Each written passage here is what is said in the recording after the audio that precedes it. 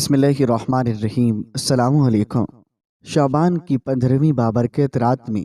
رحمت الہی اپنے پورے عروج پر ہوتی ہے اور اپنے گناہگار بندوں کی بخشش و مغفرت کے لیے بے قرار ہوتی ہے۔ لہٰذا اس رات میں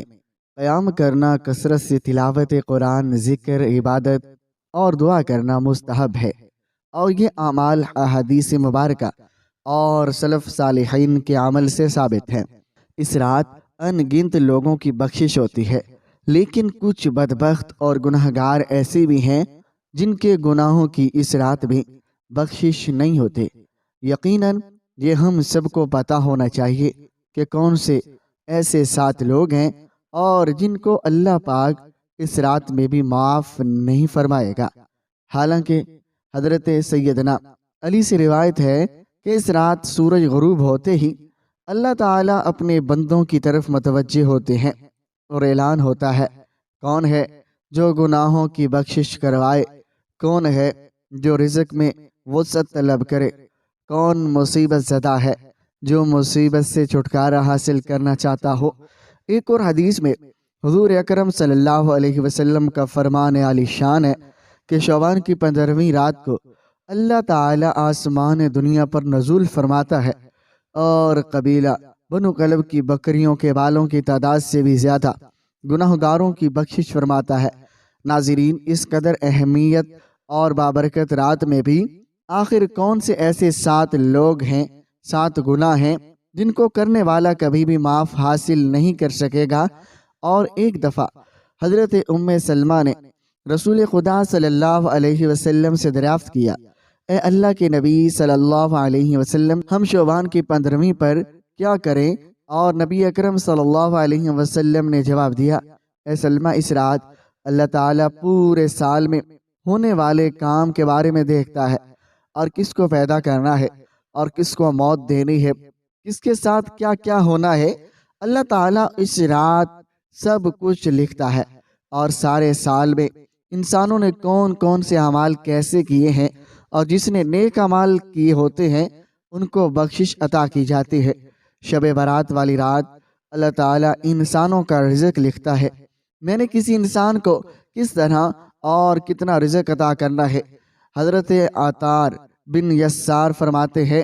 کہ شعبان کی 15ویں رات اللہ تعالیٰ روح کو قبض کرنے والے فرشتے کے ہاتھ میں پورے سال کی فہرست تھما دیتا ہے، اور کس انسان کو کس مقام پر اس کی جان لینی ہے۔ ملک الموت اللہ تعالیٰ کے حکم کی تعمیل کرتے ہوئے انسان کی روح قبض کرتا ہے۔ ہر انسان کام میں مصروف ہوتا ہے، اور کسی کی خوشی کے موقع پر موت لکھی ہوتی ہے، اور کسی کے غم کے دوران روح قبض کر لی جاتی ہے، اور کسی کی تکلیف کو برداشت کرتے ہوئے موت لکھی ہوتی ہے، اور تو اس کو تکلیف پہنچا کر اس کی روح کو قبض کر لیا جاتا ہے۔ حضرت عثمان بن محمد فرماتے ہیں کہ نبی اکرم صلی اللہ علیہ وسلم ہی کا فرمان ہے کہ اللہ تعالیٰ انسان کی عمریں ایک شب برات سے دوسری شب برات تک مقرر کرتا ہے، اور انسانوں کی شادیاں ہوتی ہیں، ان کے بچے ہوتے ہیں، اور انسان کے ذہن و خیال میں یہ بھی بات نہیں ہوتی کہ اللہ رب العالمین ان کا نام لکھ کر ملک الموت کے ہاتھ میں تھما دیتا ہے۔ نبی اکرم صلی اللہ علیہ وسلم کا فرمان ہے کہ شعبان کے مہینے کی 15ویں رات ہر اس انسان کی فہرست تیار کر کے ملک الموت کے ہاتھوں میں دے دی جاتی ہے، اور کس کس کی موت اس سال ہوتی ہے اور کس کس مقام پر اس کی روح قبض کرنی ہے۔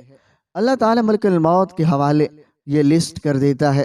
حضرت ابو ہریرہ رضی اللہ تعالی عنہ ایک حدیث کو اس طرح سے بیان کرتے ہیں کہ نبی اکرم صلی اللہ علیہ وسلم کا فرمان عالی شان ہے کہ شب برات کی رات اللہ تعالیٰ کے حکم کی تعمیل کرتے ہوئے جبرائیل میرے پاس تشریف لائے اور فرمایا، اے اللہ کے نبی صلی اللہ علیہ وسلم، اپنے سر مبارک کو آسمان کی طرف اٹھائیے۔ میں نے جبرائیل سے پوچھا، اے جبرائیل، یہ کون سی رات ہے؟ حضرت جبرائیل نے بڑے ادب اور احترام کے ساتھ مجھے فرمایا، اے اللہ کے نبی صلی اللہ علیہ وسلم، یہ وہ بابرکت رات ہے جس رات اللہ رب العالمین جنت کے تمام دروازوں کو کھولتے ہوئے ہر اس انسان کی بخشش کر دیتا ہے جس نے اللہ تعالیٰ کے علاوہ کسی اور کی عبادت نہ کی ہو، اور اس کے علاوہ اللہ تعالیٰ سود خور، شرابی، زانی کو اس وقت تک جنت میں داخل نہیں کرتا جب تک وہ اپنے گناہوں سے توبہ نہ کر لیں۔ اور جب رات کا چوتھائی حصہ ختم ہو گیا تو جبرائیل پھر میرے پاس آ گئے اور فرمانے لگے، اے اللہ کے نبی، اپنا سر مبارک کو آسمان کی طرف اٹھائیے گا۔ نبی علیہ السلام فرماتے ہیں کہ میں نے دیکھا کہ جنت کے سارے دروازے کھلے ہیں، اور جنت کے سارے دروازوں پر پہلے دروازے سے لے کر 5ویں دروازے تک ایک ایک فرشتہ کھڑا ہو کر یہ بات کہہ رہا تھا کہ خوشی ہو اس انسان کے لیے جنہوں نے اس رات اللہ تعالیٰ کی بارگاہ میں سجدے کیے، رکوع کیے، دعا کی، اللہ تعالیٰ کا ذکر کیا، اور جس انسان نے اللہ تعالیٰ سے ڈرتے ہوئے اس رات کو اپنی آنکھوں سے ایک آنسو کا قطرہ گرایا، اس انسان کو اللہ تعالیٰ نے معاف کر دیا اور ان کے سارے گناہوں کو بخش دیا۔ اور چھٹے آسمان پر جنت کے دروازے پر ایک فرشتہ کھڑا یہ بات کہہ رہا تھا کہ خوشی ہو ان انسان کے لیے جو دین اسلام پر پکا یقین رکھتا ہے۔ 7ویں آسمان پر ایک فرشتہ کھڑا یہ بات کہہ رہا تھا، کوئی دنیا و آخرت میں کسی انسان جس کے دل میں کوئی نیک تمنا ہو اس کی طلب کو پورا کیا جائے۔ اور 8ویں دروازے پر ایک فرشتہ کھڑا یہ بات کہہ رہا تھا، کوئی ہے جو اپنے گناہوں کی بخشش کروانا چاہتا ہے اور اس کے سارے گناہوں کو معاف کر دیا جائے گا۔ اور یہ سارا ماجرا دیکھ کر حضرت محمد صلی اللہ علیہ وسلم نے حضرت جبرائیل سے دریافت کیا، اے جبرائیل، یہ جنت کے دروازے کب تک کھلے رہتے ہیں؟ حضرت جبرائیل علیہ السلام نے فرمایا، جنت کے دروازے صبح سورج نکلنے پر بند ہو جاتے ہیں۔ حضرت جبرائیل علیہ السلام نے مزید فرماتے ہوئے کہا، اس رات اللہ تعالیٰ بے شمار انسانوں کو جہنم سے نکال کر جنت میں داخل کر دیتا ہے۔ اور اس طرح ایک روایت میں ہے،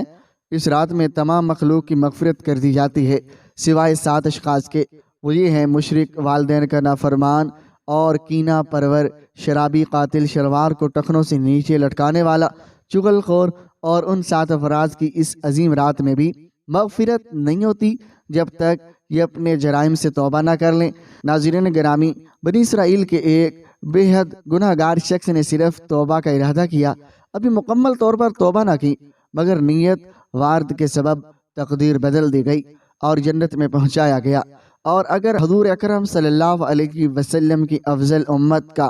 ایک گناہ گار اور سرکش شخص توبہ کر لے تو کیا اس کی تقدیر نہیں بدل سکتی؟ بالخصوص شب برات کا تو اور افضل مقام ہے، جہاں حضور اکرم صلی اللہ علیہ وسلم کے ارشاد گرامی کی روح سے اپنے رب سے گناہوں کی معافی مانگنا اور آہذاری کر کے اپنے رب سے آئندہ گناہوں سے سچی توبہ کرنا۔ شب برات ہمیں اس عمل کی طرف دعوت دے رہی ہے کہ اس رات محاسبہ نفس، توبہ، تجدید عہد کے ذریعے دنیاوی و آخروی فلاح کا سامان تیار کریں۔ اللہ تعالیٰ سے دعا ہے کہ اللہ تعالیٰ ہم سب کو نیک کام کرنے کی توفیق عطا فرمائے، ہمارا خاتمہ بالخیر فرمائے، آمین۔ ناظرین، اس امید کے ساتھ ہمیں اجازت دیجیے، ملتے ہیں ایک نئی ویڈیو کے ساتھ، تب تک کے لیے اللہ حافظ۔